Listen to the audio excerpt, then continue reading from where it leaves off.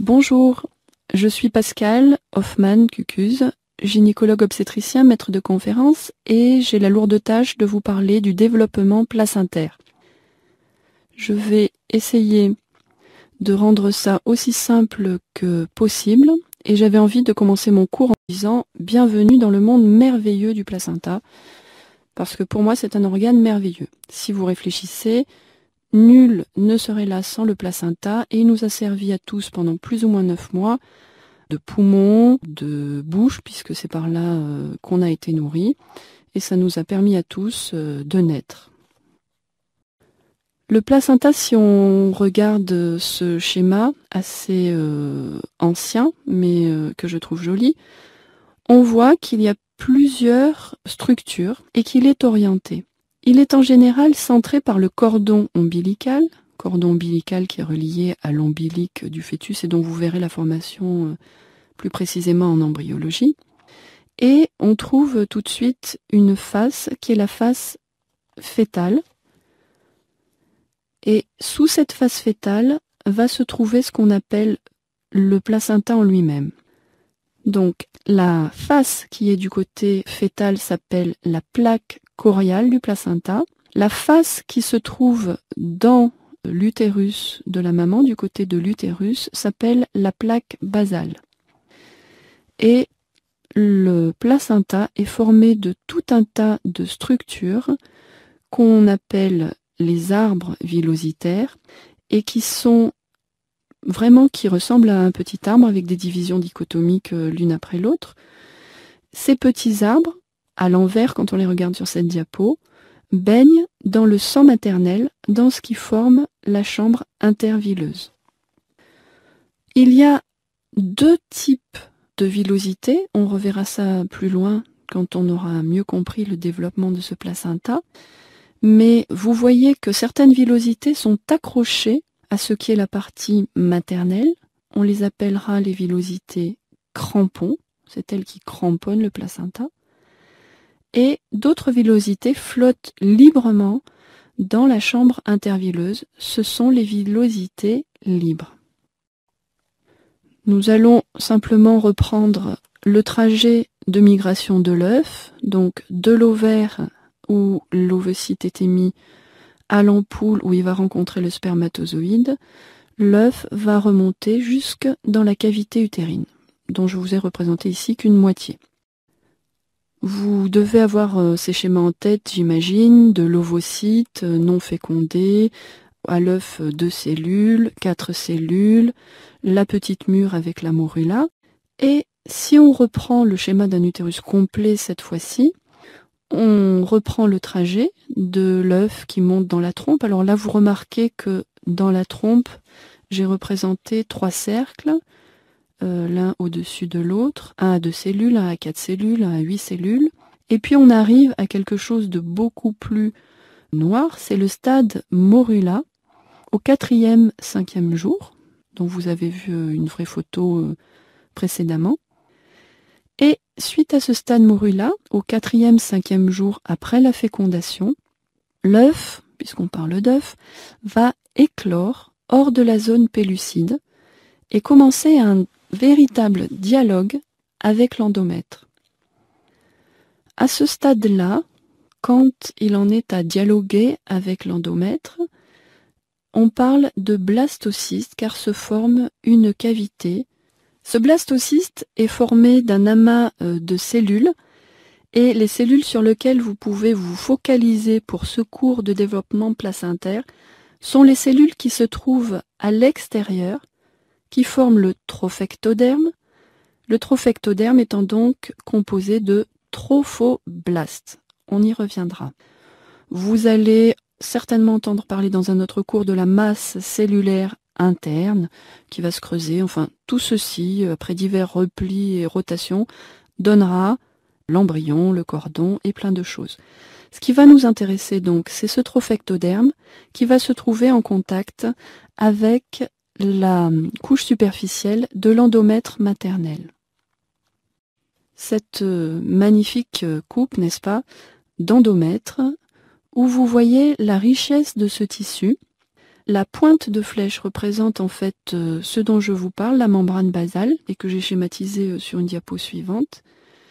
Vous voyez qu'il y a des zones extrêmement contournées, donc c'est la flèche, enfin les deux flèches pleines, qui sont des glandes contournées. Donc au moment de l'implantation, cet endomètre s'est différencié, les glandes se sont énormément contournées. On verra que les vaisseaux aussi se sont énormément contournés, puisque même si l'endomètre est fait pour que l'œuf s'y accroche, ça n'arrive pas à chaque fois. Et c'est cet endomètre qui va, lors des règles, desquamer.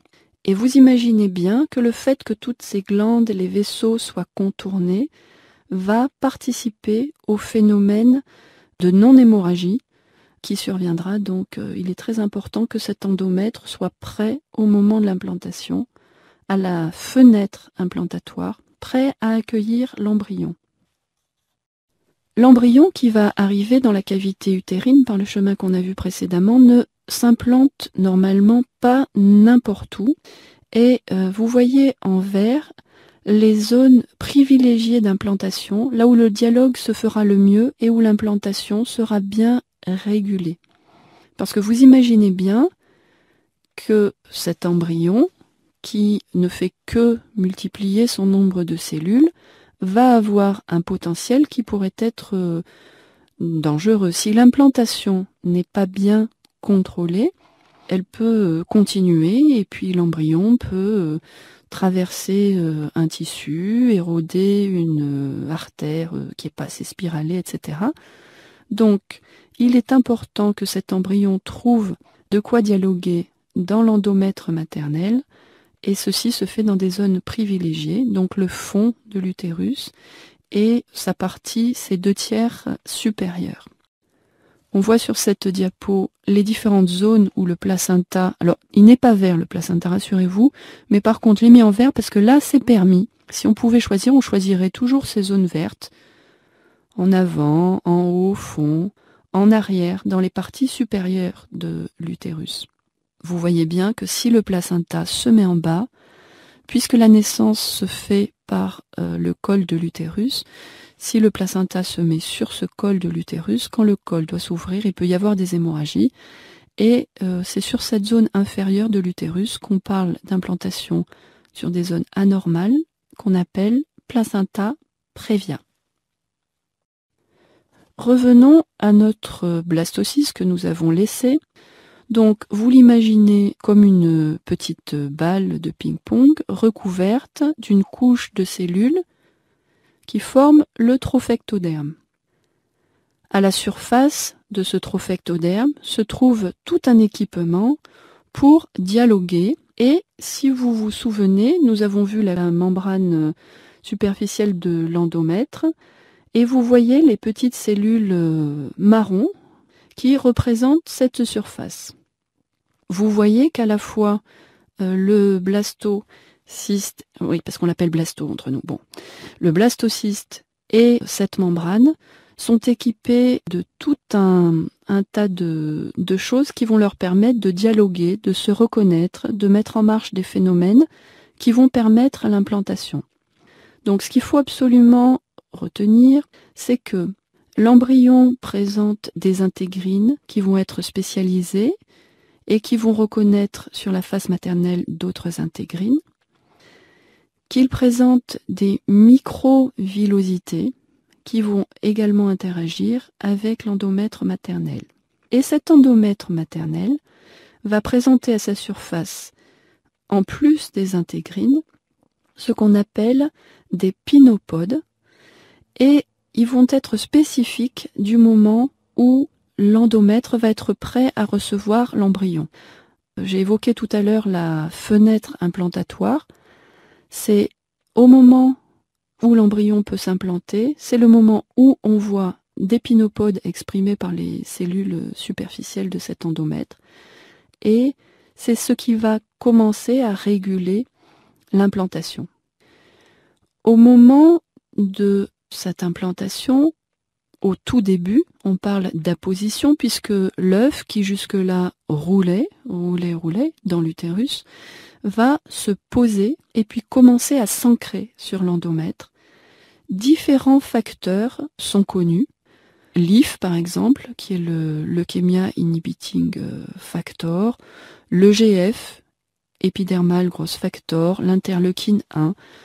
Différentes substances vont être sécrétées soit par l'embryon, soit par l'endomètre, et vont participer au dialogue et à la croissance de cet embryon. Ils vont également participer à tous les phénomènes de tolérance. Je pense que si vous retenez ça, c'est déjà une très bonne chose. On va maintenant se cibler sur le trophoblaste. Donc, le trophoblaste, c'est une cellule qui se multiplie et le trophectoderme est composé de trophoblastes. Ce trophoblaste va se multiplier. On a déjà parlé tout à l'heure du LIF, Leukemia Inhibiting Factor. Il y a d'autres facteurs comme le TGF-bêta qui vont stimuler sa prolifération. Et cette multiplication des trophoblastes va petit à petit permettre à l'œuf de pousser et va donner des trophoblastes qui vont s'accrocher. Vous vous rappelez au départ, je vous ai dit que certaines villosités étaient cramponnées, côté maternel. Donc ce sont les trophoblastes qu'on peut appeler trophoblastes crampons par exemple.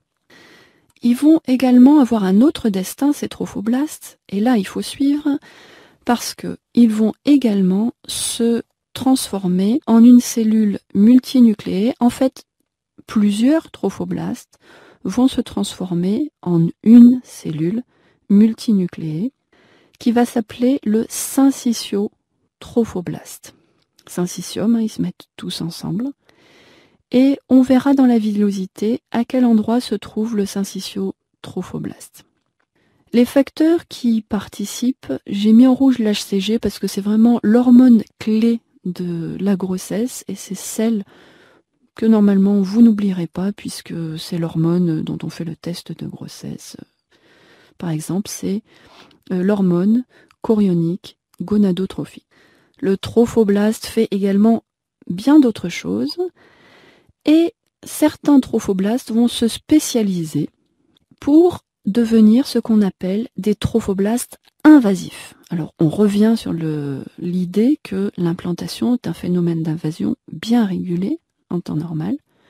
Ces trophoblastes invasifs vont sortir de la villosité et c'est pour ça qu'on les appelle des trophoblastes extravilleux. Ce qui va jouer sur la transformation du trophoblaste en trophoblaste extravilleux, ça va être l'apparition progressive d'une normoxie. Pourquoi je parle de normoxie? Parce qu'au départ, l'embryon se développe en hypoxie, puisqu'il n'a pas encore ses propres vaisseaux, il manque d'oxygène, et c'est d'ailleurs tant mieux parce que l'oxygène, au départ, pour un embryon qui n'est pas équipé, peut être toxique par le phénomène des radicaux libres. On en entend beaucoup parler, les radicaux libres, c'est toxique, ça tue les cellules. Ça peut faire la même chose sur l'embryon. Je vais faire un détail d'une villosité pour essayer de ne pas vous perdre en route.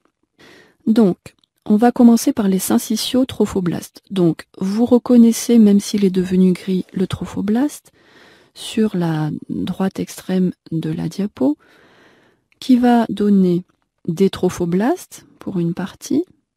Apparaissent ici les cytotrophoblastes, qui sont en fait des trophoblastes de départ. C'est donc la couche qui se trouve à l'intérieur de la villosité. Vous voyez qu'à l'extérieur, il y a une couche de syncytiotrophoblastes, qu'à l'intérieur de la villosité, il y a une couche de cytotrophoblastes, et que si on regarde au pied de notre fameuse villosité crampon, on voit des trophoblastes extravilleux. Vous voyez d'autre part qu'il y a tout un tas de villosités flottantes qui flottent dans le sang maternel. On va voir un peu plus loin comment le sang arrive dans ce qu'on a appelé la chambre intervilleuse.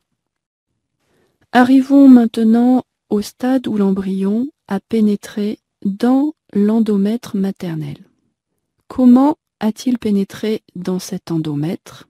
Eh bien, il a été aidé par les syncytiotrophoblastes, qui sont en premier pont, première attaque, je dirais.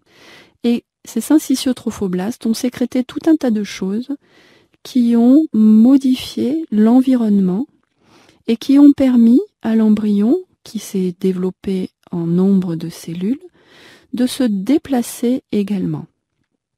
Donc vous voyez que l'embryon est entouré de tout un tas de syncytiotrophoblastes, que les cytotrophoblastes commencent à émettre des petits bourgeonnements, donc dans les syncytiotrophoblastes. Toutes ces cellules embryonnaires vont sécréter un nombre de facteurs très importants. Retenez simplement qu'ils vont sécréter des facteurs qui vont appeler des vaisseaux ou en créer des nouveaux. Ce sont ce qu'on appelle des facteurs angiogènes. Le vascular endothélial growth factor, VEGF, le fibroblast growth factor, enfin il y en a tout un tas. Ils vont produire également, c'est les syncytiotrophoblastes principalement qui produisent des cytokines et des facteurs de croissance. Les syncytiotrophoblastes produisent également l'hormone chorionigonadotrophine, l'HCG. Cette HCG va participer à la régulation de l'invasion et elle va également moduler des gènes importants comme le vascular endothélial growth factor dont on vient de parler. L'invasion trophoblastique va résulter d'un subtil équilibre entre les MMP, c'est ce qu'on appelle les métalloprotéases, les TIMP, ce sont les inhibiteurs de ces métalloprotéases, et PAI, c'est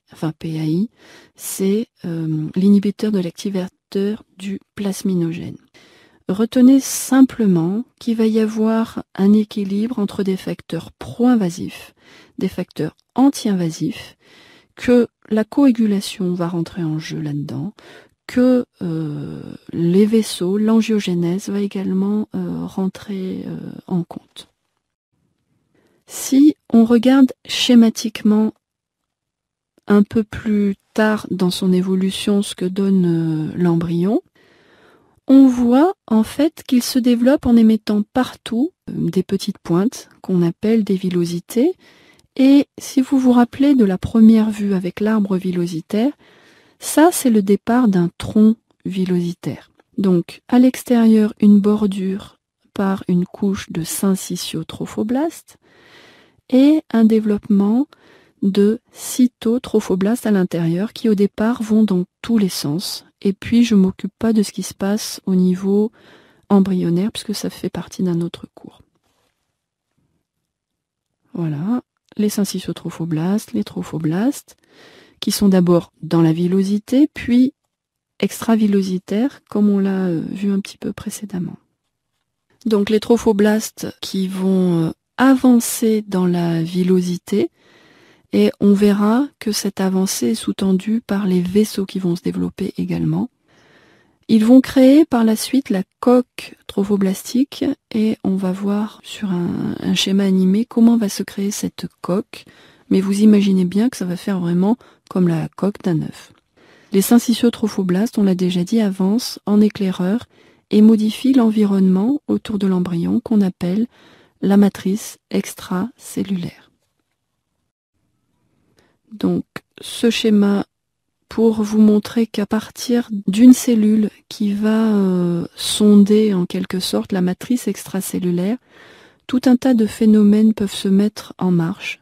Sont impliquées les intégrines, et on a vu que le blastocyste en avait, les protéines de structure de la matrice extracellulaire, les protéines matricielles, et des protéines de soutien de cette matrice, ainsi que des enzymes, dont de nombreuses protéinases. De modifications induites par les syncytiotrophoblastes, la fibronectine va être par exemple dégradée, les protéines matricielles vont être coupées en petits morceaux, ce qui va rendre toute cette matrice beaucoup plus souple et permettre à l'embryon qui est en train d'émettre tout autour des petits bras d'avancer, de rentrer. En fait, ils bougent pas, mais les bras poussent dans une matrice qui devient de plus en plus souple. On en arrive, et j'espère que vous suivez toujours, à l'évolution de la villosité, la création des lacunes et de la chambre intervilleuse. Donc, sur le schéma A, on voit en coupe les cytotrophoblastes en violet qui sont à l'intérieur, les syncytiotrophoblastes à l'extérieur et les villosités qui commencent à pousser. En B, on voit que les villosités sont plus pointues en ce qui concerne les cytotrophoblastes et on a parlé de la vascularisation. C'est cette vascularisation qui va pousser ces pointes. Et là apparaissent les cellules souches du système angiogène, angiogène de l'embryon, les angioblastes. On voit que commence à apparaître, dans ce qui est le syncytiotrophoblaste, des espaces. Les syncytiotrophoblastes s'écartent et des petites lacunes se créent qui vont confluer petit à petit pour former des lacunes confluentes. Au fur et à mesure de l'évolution, on voit que les villosités s'organisent, poussent encore plus, que les lacunes deviennent de plus en plus grandes. Pour le moment, la chambre intervilleuse est vide de sang. Vous ne voyez pas encore le sang maternel, c'est normal parce qu'il n'est pas encore arrivé. On va voir comment il arrive. Voici le développement d'un arbre villositaire, donc vous vous rappelez, le petit tronc qui correspond à une petite pointe au départ, dans ce que je vous ai expliqué. Ensuite, chaque pointe va se diviser et se rediviser, et on a différents types de villosités qui en résultent. Des villosités intermédiaires immatures, les VII, qui deviendront ensuite des villosités souches. Une autre partie formera les villosités intermédiaires matures, et celles-là ne se développeront plus, ne se diviseront plus, et sont surtout les villosités souches qui vont donner par division les villosités terminales. Et si on regarde, on a un tronc et un arbre villositaire avec la face fœtale qui correspond à la plaque choriale et la face maternelle qui correspond à la plaque basale. J'espère que vous suivez toujours ce schéma qui va enfin vous expliquer ce que veut dire coque trophoblastique. On pourra parler également des bouchons trophoblastiques et on pourra parler de la régulation du niveau d'oxygène de la chambre intervilleuse. Le myomètre fait partie de la mère ainsi que l'endomètre. Le myomètre est vascularisé par des artères qui, comme vous l'avez compris, sont spiralées, qui d'ailleurs s'appellent les artères spiralées quand elles arrivent au niveau de l'endomètre. Les cytotrophoblastes forment une couche continue. À l'intérieur en rouge, on voit les vaisseaux qui commencent à se développer et les petites lacunes qui sont devenues chambres intervilleuses, mais dans lesquelles n'arrive pas encore le sang maternel, et tout se développe en hypoxie avec une pression d'oxygène de 18 mm de mercure. Ceci correspond au développement environ à 3 semaines de gestation, période à laquelle vont apparaître les villosités crampons et le début d'une véritable invasion maternelle.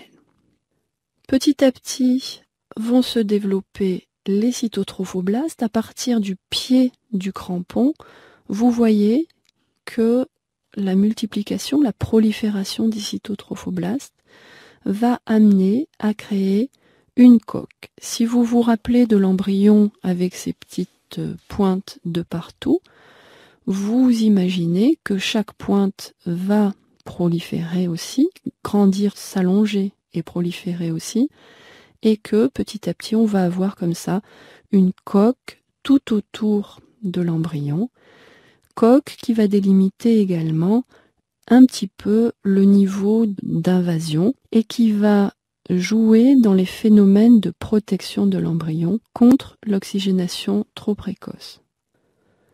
Un petit peu plus loin dans la grossesse, vers 5-6 semaines de gestation, vont apparaître les phénomènes de migration des cytotrophoblastes. Il n'y a toujours pas beaucoup de sang, enfin il n'y a pas de sang dans la chambre intervileuse, de sang maternel, mais la croissance de l'embryon et la croissance de la coque trophoblastique vont faire que les cytotrophoblastes vont être un petit peu moins jointifs progressivement et du sang va commencer à arriver dans la chambre intervileuse. Et si vous vous souvenez, quand le niveau va être en normoxie, ça va beaucoup stimuler la migration des cytotrophoblastes. Et vous voyez maintenant que les cytotrophoblastes ne sont plus dans la villosité, mais extra-villositaires. On voit apparaître les cytotrophoblastes extra-villeux. On a vu que le placenta se développait au niveau supérieur de l'endomètre, dans les 2/3 supérieurs de l'endomètre. Le myomètre, c'est la couche externe musculaire. L'endomètre se trouve à l'intérieur. Et l'embryon va complètement transformer l'endomètre maternel. Et il ne va pas envahir le myomètre, puisque la mère n'a qu'un utérus et il faut, quand tout se passe bien, qu'elle puisse garder cet utérus, bien sûr. Donc, si on regarde ce schéma, vous voyez que les artères spiralées arrivent dans la partie de l'endomètre qu'on appelle la décidue. La décidue, qui est la partie qui va partir au moment de la naissance. Donc, le pointillé représente la partie maximale qui sera envahie dans les grossesses normales par les trophoblastes. La chambre intervileuse se trouve au-dessus et elle sera vascularisée par les artères spiralées. Et il faut savoir qu'on retrouvera quand même quelques trophoblastes extravilleux sur le tiers supérieur du myomètre. Vous pouvez retenir que la vascularisation du myomètre est faite par les artères arquées qui donnent les artères radiaires et que sous la zone d'invasion normale se trouve l'artère basale. Si l'invasion dépassait cette zone où se trouvent les artères basales, ça poserait certainement des problèmes parce que c'est une zone très très vascularisée. Et puis, comme on le disait, au-dessus des artères basales, les artères spiralées qui se mettent en tire-bouchon et qui empêchent qu'il puisse y avoir des hémorragies de façon importante. Si on regarde un détail de la migration des trophoblastes, c'est très schématique, hein, c'est certain, mais vous reconnaissez toujours nos fameux syncytiotrophoblastes qui étaient partout au départ.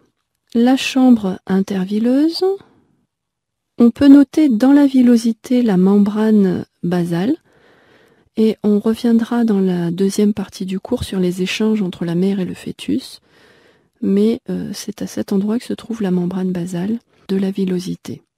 Vous retrouvez également la coque trophoblastique, la décidue qui est la partie de l'endomètre qui partira et à cet endroit-là, une pression d'oxygène faible.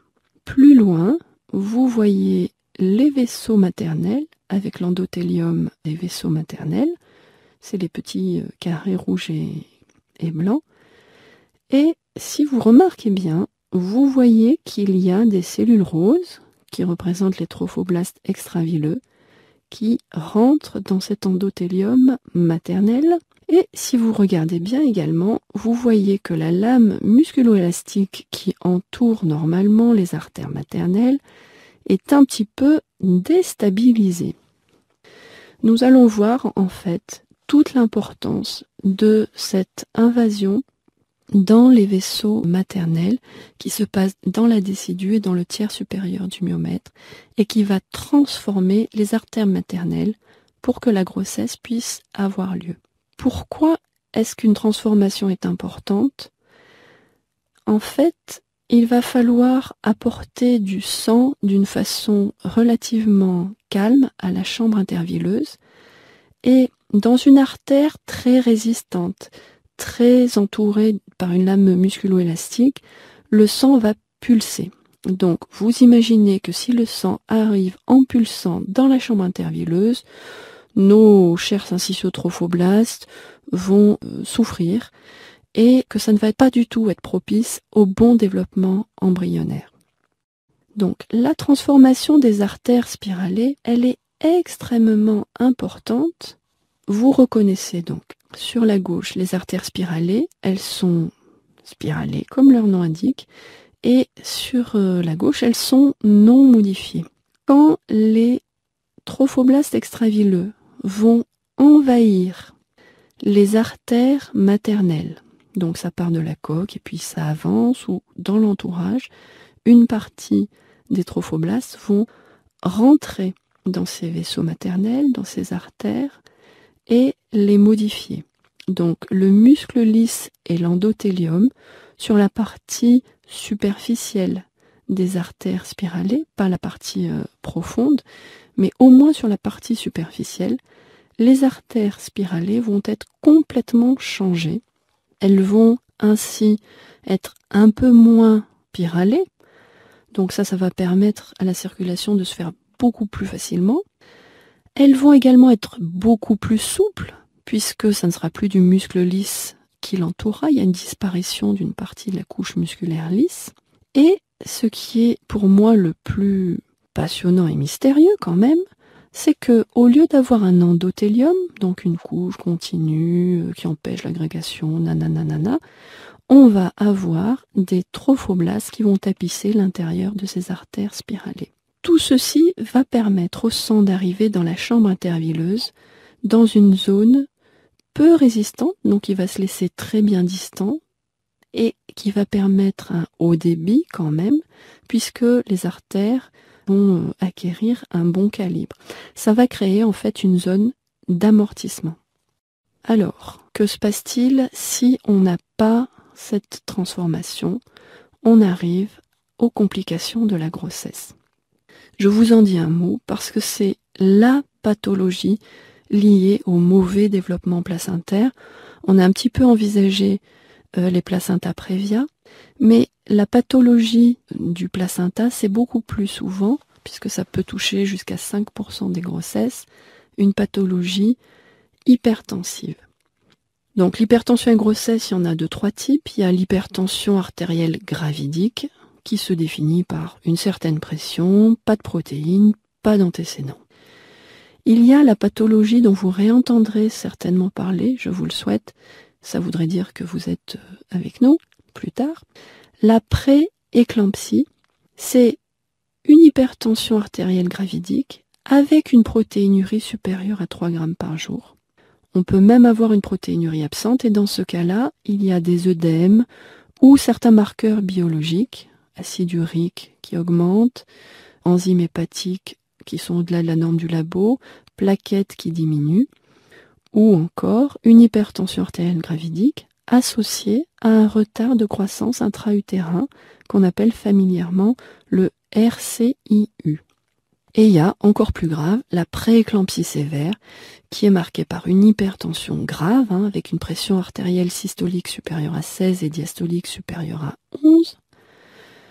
Donc soit très grave en chiffres, soit une hypertension, mais avec des signes. Donc on ne va pas insister sur les signes qui peuvent être associés, vous aurez tout le temps de les apprendre, mais vous voyez par là que ce sont des signes généraux, maternels, importants, et qui peuvent être très graves. Les plaquettes peuvent diminuer gravement, il peut y avoir des troubles visuels, des problèmes neurologiques. Voilà.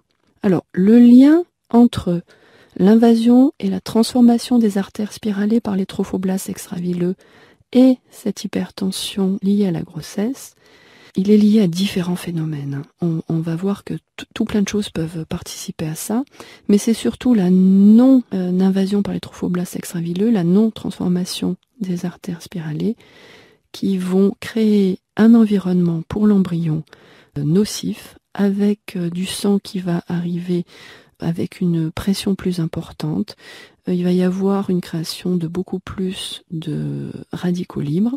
Et puis surtout, ce sont des artères qui vont être non transformées, donc qui vont garder une réactivité et qui vont se contracter comme toutes les autres artères du corps, alors que dans la grossesse, les artères qui amènent le sang à la chambre intervilleuse doivent toujours rester bien souples et jamais constrictées. Sinon, le fœtus se trouve sans substrat, sans échange avec sa mère et ne pousse plus, voire s'intoxique et meurt. Donc, un mot sur tout ce qui peut participer à une invasion vasculaire insuffisante par les trophoblastes extravilleux, tout ce qui va être anomalie de l'inflammation, donc les maladies inflammatoires, les anomalies du tonus vasculaire, des dames hypertendues au départ ou des dames qui ont des artères abîmées par une maladie comme le diabète par exemple, vont avoir des artères difficiles à transformer, certaines anomalies géniques, des désordres immunologiques. Tout un tas de phénomènes peuvent participer à ce défaut d'invasion par les trophoblastes extravilleux, ce qui fait que le placenta, qui au départ se portait bien en hypoxie, mais ce placenta va rester en hypoxie, et quand l'embryon et puis le fœtus se seront équipés par tout un système de protection par rapport à l'oxygène, eh bien, pour croître, le fœtus va avoir besoin d'oxygène. Et ce placenta en hypoxie va envoyer tout un tas de signaux pour essayer d'avoir de l'oxygène, mais en fait, tout ce que ça va créer, ça va être une dysfonction du système vasculaire de la maman, qui correspond un peu à un état d'hyperinflammation. Donc il y a certains marqueurs qu'on peut retrouver dans le sang de la mère, comme le SFLT1, c'est le facteur soluble du récepteur FLT1, qui est un récepteur du VEGF, le fameux facteur angiogène dont je vous parlais au départ. Il peut y avoir aussi dans la circulation maternelle des fragments trophoblastiques. Il va y avoir une activation de la coagulation. Normalement, la coagulation ne doit pas avoir lieu dans le système vasculaire, sinon ça va créer des caillots. Tous ces phénomènes d'hyperinflammation vont participer à différents désordres qui vont donner une vasoconstriction qui va être en lien avec l'hypertension, qui vont donner une atteinte rénale avec une atteinte de l'endothélium rénal, une endothéliose rénale qui va participer au fait que les protéines vont se retrouver dans les urines, la protéinurie, et vont créer également une désorganisation de cet endothélium à cause de la coagulation et autres. Donc cet endothélium ne va plus retenir de la même façon les choses dans le sang maternel, mais le liquide pourra sortir et créer chez la maman des œdèmes. Et des petits caillots partout vont participer à ce qui s'appelle le HELP syndrome. Donc H comme hémolyse, E et L c'est les enzymes hépatiques qui vont être élevées, elevated liver enzyme, et le LP dernier, c'est low platelet, des plaquettes qui vont être basses. Ça, c'est particulièrement dangereux. On appelle ça le HELP syndrome. Donc, il y a une hémolyse, il y a des enzymes hépatiques élevées, avec une cytolyse hépatique, un foie qui peut... si on laisse évoluer, les enzymes passent à 1000 fois la normale et le foie n'existe plus. Et également des plaquettes qui sont basses avec tous les troubles que ça peut créer au niveau de la coagulation. Ceci pour dire que cette transformation des artères spiralées est importante pour que la chambre intervilleuse puisse être suffisamment oxygénée au moment où le fœtus en a besoin.